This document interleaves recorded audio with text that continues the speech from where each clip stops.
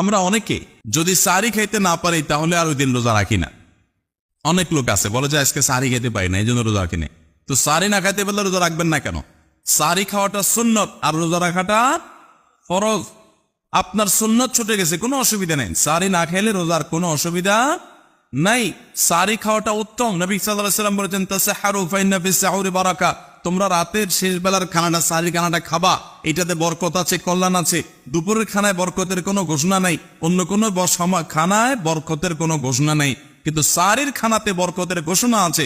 এই জন্য আমরা সারির খানাটা মনে না চাইলেও অল্প স্বল্প কিছু হলেও মুখে দেওয়ার চেষ্টা করব, কারণ সেখানে বরকত আছে, কল্যাণ আছে।